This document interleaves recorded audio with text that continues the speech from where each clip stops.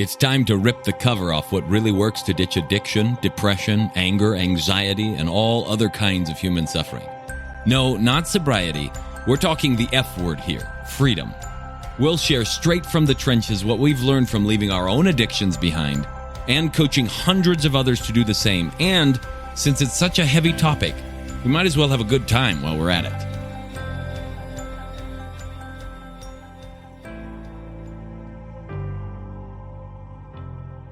Okay, folks, so I had a good friend of mine who I've known since college, who's also a pretty successful singer and music artist, reach out to me. He and I have gone back and forth over the years, and he asked me the question about the deep tissue work that I do at the retreats, and what is it that makes it so different than a massage, than a normal massage? He's like, you can go to get some deep tissue work or get a deep tissue massage, but it doesn't seem to be delivering anywhere near the kind of results that you're getting from doing these body work sessions with your retreats and with the people that you've mentioned to me. So, like, what's going on there? Are you doing some kind of special energy work with these people based on all of those years?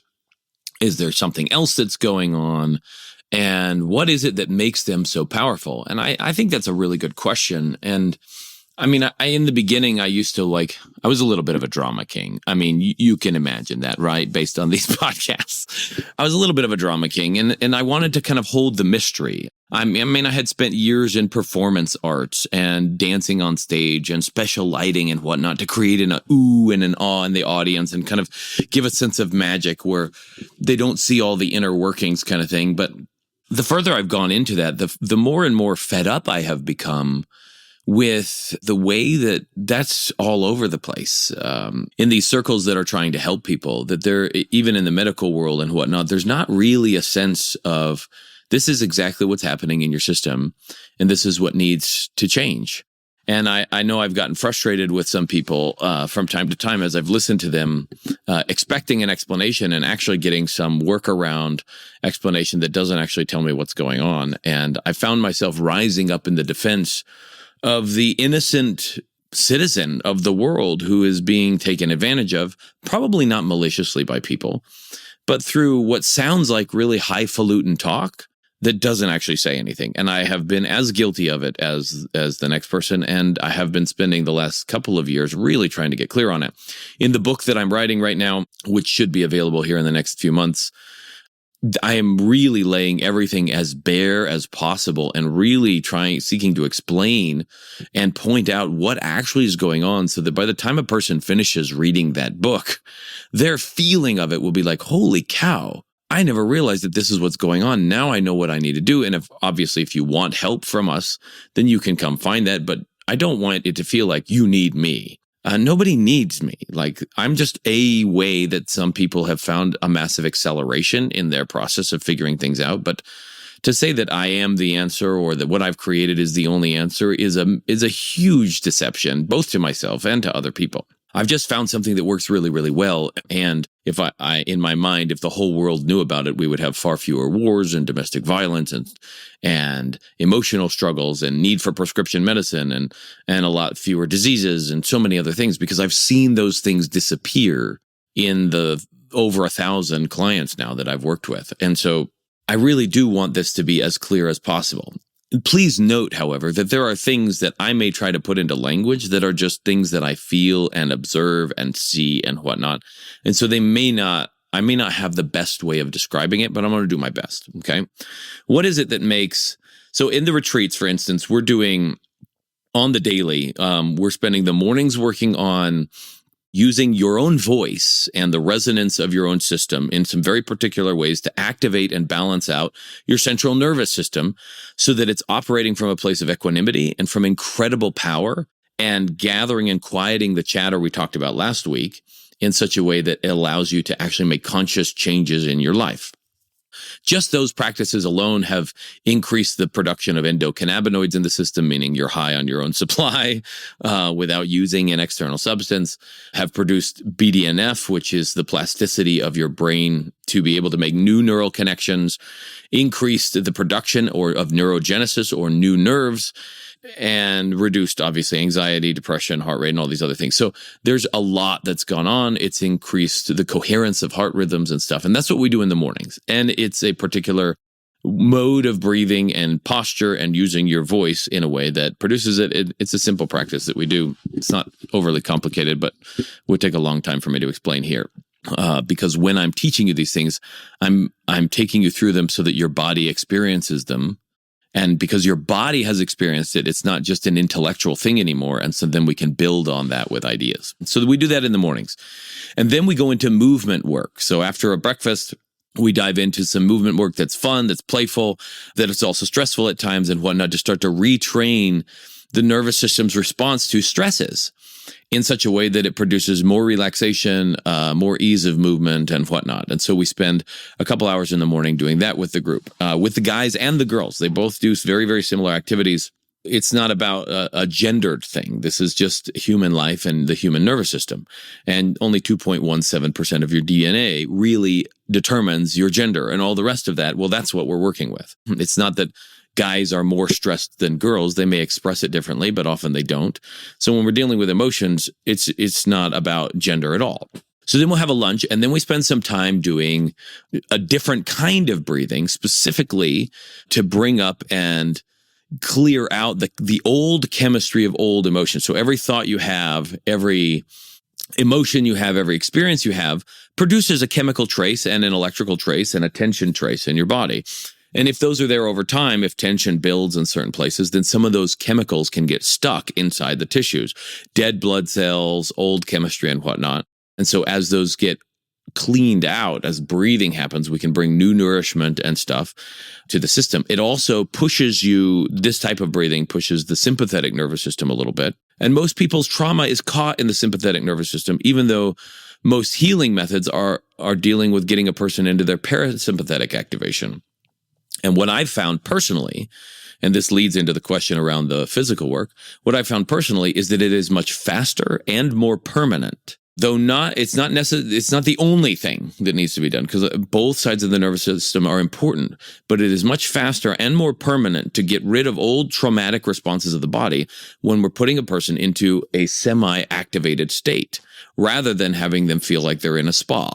I spent years doing the spa-like treatments, and they are profound, and they are exceptionally helpful and effective, and I am not taking anything away from those at all. And those skills that I spent years honing and refining and clarifying inside myself are skills of perception and awareness that I bring to the table when I'm doing the deep tissue work as well. But ultimately, I'm working the person into a sympathetic kind of state in response to what's been going on in their life.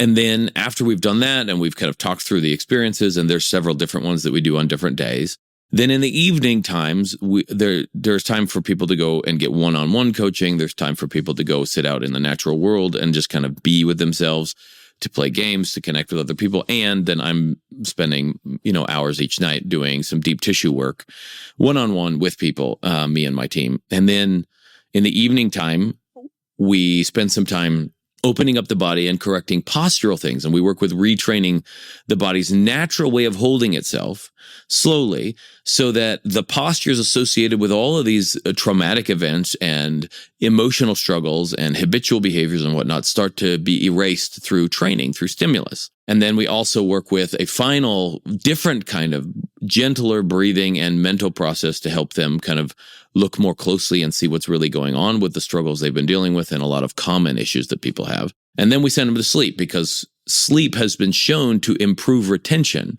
right after an exercise. So just before bed, I'm having them really work their posture and really work their perception, and then sending them straight to bed so that they can retain that better and wake up the next morning with it more cemented, rather than they've having learned it the night before. Early on the morning before or something like that. And so it's a very deliberate thing. The food we choose is very, very deliberate to support the processes that are going on there. It's very clean food. And then there's some other things that we do on the first day and the last day as well to kind of keep expanding the experience people have of well-being. So that's an overview of the retreats that we run. And in the middle of this are these deep tissue massages and this deep tissue work. I say that because a lot of people forget about context. a lot. Recently, I was studying some mentalism because I was curious. I was like, man, if that's a real skill that these mentalists can do and really read your mind and all these other things, no doubt they're very attentive people. They've honed a craft, but if that's a real skill, man, that could be very beneficial. If I could just sit there or look at a person and be like, wow, you're from Virginia and you used to farm and you're curious about this and this is your phone password. But I got really frustrated when I started really digging into some of the more prominent mentalists and recognizing that actually most of that is set up in very, very subtle ways. And they are definitely taking advantage of certain quirks of human behavior and are great at what they do. But the context of what they do is they're doing it on a stage. They're doing it in a pre-designed production. It isn't a spontaneous happening.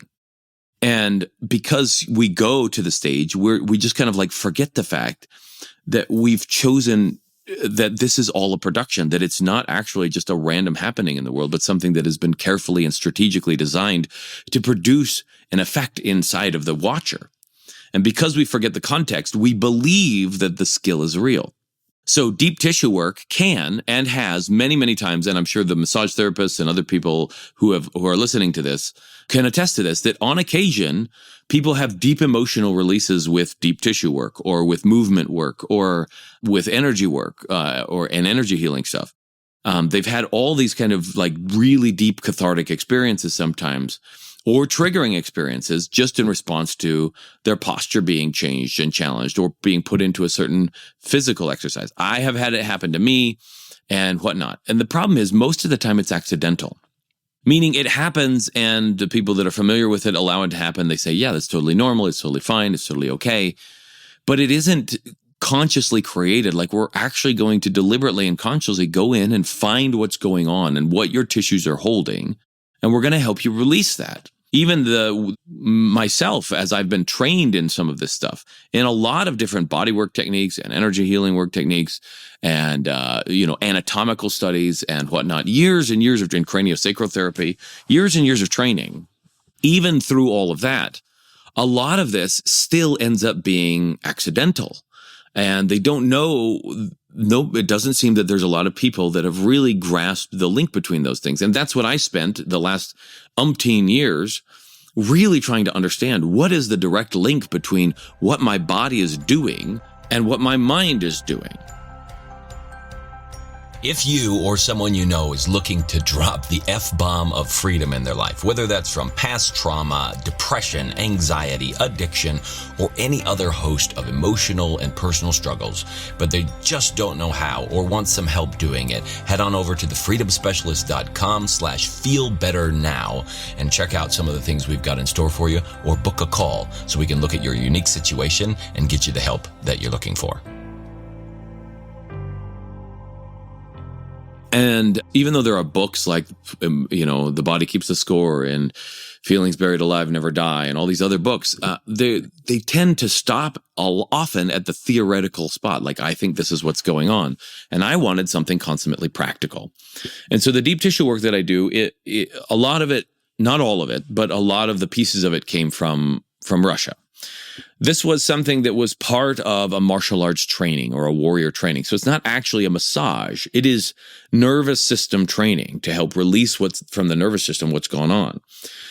As the story goes, or as it was told to me, after battles, these Cossack warriors and stuff would meet together in camps and they would process what had happened. So they would, talk about the friends that had died in battle. They would do training. They would do prayer. They would talk around the campfire, and they would do some of this type of body work and body training to release from the tissues all of the tension and fear that had built up over the course of battle, so that by the time they were done, every single soldier that was left could go home whole and complete and not a broken person, not a soldier with PTSD, not somebody who is just going to be unleashed on their family without being fully functional mentally and emotionally.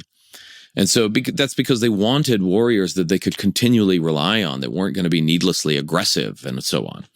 And so this particular deep tissue training and nervous system training is something that I grabbed from a Russian style of work. And then with that, I I have continued to add and explore little bits and pieces that have come from all the other bits of training that I've gone. So whether it was craniosacral therapy training for all those years, biodynamic craniosacral therapy training, that is, which is a different branch and pretty rigorous kind of training to really tune into just the way that individual tissues and cells are moving in the body to really learn how to detect these minor subtle changes in the system.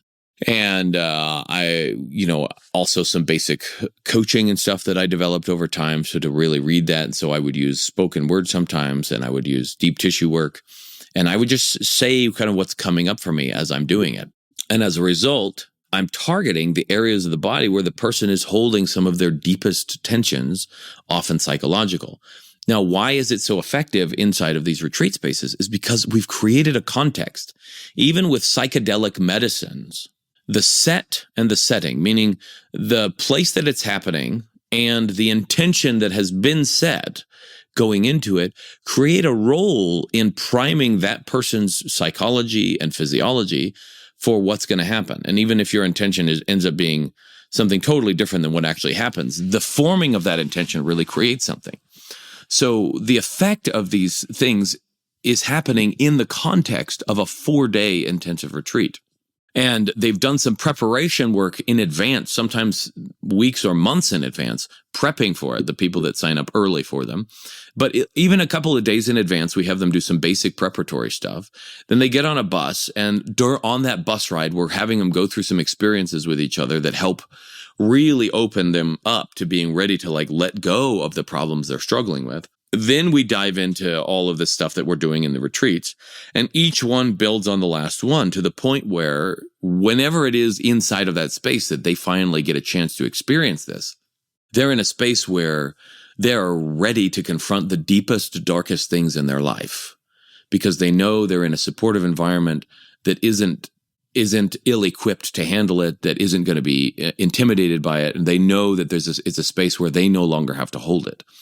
All of that pre-work is what really creates the possibility for them to have such profound experiences with these stick sessions. And then when they have it, we're going through it, and I'm just sitting there listening to their body, watching what's happening, paying attention to the tension patterns and whatnot, to the point where it really pulls some other things out of them. Now, on top of that, I'm using different implements. We're using things made of wood. So I'm not just massaging with my hands. Wood makes a different impact on the system. If I happen to use some pieces with metal has a different conductivity, and it'll affect the skin differently. And then if I'm using leather, that also has a different type of conductivity on it. If I'm standing on the person, that's different. The fact that they're on the ground instead of up on a massage table in a spa setting changes their psychology. So there's a large psychological element to this type of nervous system training as well, because it's forcing them to confront things that their psyche isn't used to and that their body might take as a stressor. And as a result, it forces up things that normally would easily be repressed. People come up with things that they never thought of before, and they don't understand why that memory came up because I was pushing in one spot on their back. Or they don't understand why this emotion came up when I was standing on their calf or something like that. Or just pushing on it, just lightly, even with my toe or something like that. Because there are areas in the body, it's not that the memories or the emotions are stored in that area of the body. That's not biologically true. But the nerves that have fired there have also fired in other situations where they might have felt those emotions. And so the firing of those nerves in that way can bring up the memory, because the last time or the biggest time that they felt that similar body sensation, they also had it linked to that memory. And as a result, it starts to alleviate the memory from it. And so it's a very precise, very specific way of working that is one that I have developed and brought together a number of different methods to do, as well as perception learned from one place and the sort of nervous system training from another place, and some of the implements and tools kind of from my own trial and error on myself and with other people. And the result is, and the context in which it happens, and the result is that people have massive healing experiences with them. I have had people come to my home office and want to experience some of these deep tissue things just on their own. And I'll just say that they're not as powerful. They are beautiful experiences, and I've still had people have tremendously powerful experiences on their own going through it just for themselves. But it's not the same thing. It isn't the same thing at all, because there isn't the context in which it's happening. There isn't the priming of the psychology. There isn't all of the other stuff that allows them to fully be comfortable in opening up and confronting some things. And so right now, the way it sits is usually I won't offer those type of sessions outside of a retreat unless a person has already been to one of the retreats we go to, just because it's a very different experience. On occasion, I still will. And those occasions usually show me, oh yeah, that's right. These are not the same beast when outside of the retreat versus inside of a retreat space. And so hopefully that gives you some insight about what's going on. Now, how is this relevant to you as a listener? Why do you want to know about all the deep tissue stuff? I want you to consider the possibility that everything that you think is a problem in your life right now is something that is creating tension patterns in your body. And that as you start to deliberately and consciously work with opening up those tension patterns, you might have releases of an emotional kind and not just a tension kind. And as you get more and more precise with it, things that you didn't even know you were carrying, struggles and problems that you have just accepted as facts of life that aren't actually facts of life, start to dissipate and crumble just because you're working with the body. The body is the mind. Everything happening in the brain is happening in the body. It's a systemic thing. There isn't one part that's just doing something simple and different. The whole system is working together as one cohesive unit. And your body is the single greatest personal development tool you've ever been given. It is the key to so many experiences that you can't have any other way until you learn to treat your body well. And the irony is that when the well-being of the body is established, the well-being of the mind is a natural byproduct. Your thinking mind came after your functioning body. It came later. And so as we get the functioning body correct, the problems of the mind, the problems of the emotions, they are so much easier to handle. Yes, there are some associations to shift and change, but the bulk of the process and the bulk of the struggle is really in retraining the body. Once the body gets cleared out, time and again this happens, the mind is able to shift and change, and you can train new patterns much, much more readily. There's a lot of people that come home from retreats and they just high on life for months. And those months are times where they get to plant new seeds and new experiences and new habits and new ways of living that aren't stressful anymore, that aren't anxious anymore, that aren't just spiraling into depression and aren't stuck holding grudges and traumas and, abuse and resentments. Instead, they get to train freedom. Freedom is a skill. It's not a pill. And it's a skill that everyone can learn. There's not something special about me. It's a skill everyone can learn. And it's just a question of giving yourself the best opportunities for it. And what I have found is that working with the body is the most direct route to that kind of freedom. And it's the most lasting route to that kind of freedom. It's not that we ignore the mind. It's just that we put the mind in its place as the garnish on the plate, the dessert, right? The little add-on that's just the perfect add-on that makes the whole dish complete. But if you don't have the body right, if you're missing the main dish, then you'll never be satisfied, and it's not going to happen. So I would highly recommend that if you're curious about this at all, that you come experience this at one of our retreats. It's 4 days. That's an investment of time for sure, and money, obviously. It includes room and board and whatnot, but it is definitely an investment of time. But from what I've seen, those 4 days are the equivalent of years and years of therapy, of various different kinds, not just talk therapy, but physical therapies and other types of stuff, just because of the way that I've taken to really stack each experience upon the last one, to give people a chance to recognize and discover their own freedom, and discover that they're not victims, and discover that it's what they're trying to accomplish isn't impossible at all, and discover that really they do have the ability to just put things down and walk away from them without ever returning. And so I would be honored if you listening would be interested in coming to a retreat and really, giving yourself that opportunity in life. Because what I've seen is that it radically has the ability to change people's lives. And then I see families change as a result of it. I see kids suddenly getting parents who are now happy and free of their own stresses and worries. I see spouses come, men and women, struggling with minor things to major things and finding a new way to live with much more ease and much more joy and much more freedom. And that's why I focus so much time on these retreats. And that's why this physical work, as much as the world is moving online, I move the opposite direction, because it's the very neglect or ignorance of the body that has become the imprisonment of mankind. And that's it for today's Alive and Free podcast. If you enjoyed this show and want some more freedom bombs landing in your earbuds, subscribe right now at wherever you get your podcasts from. And while you're at it, give us a rating and a review. It'll help us keep delivering great stuff to you. Plus, it's just nice to be nice.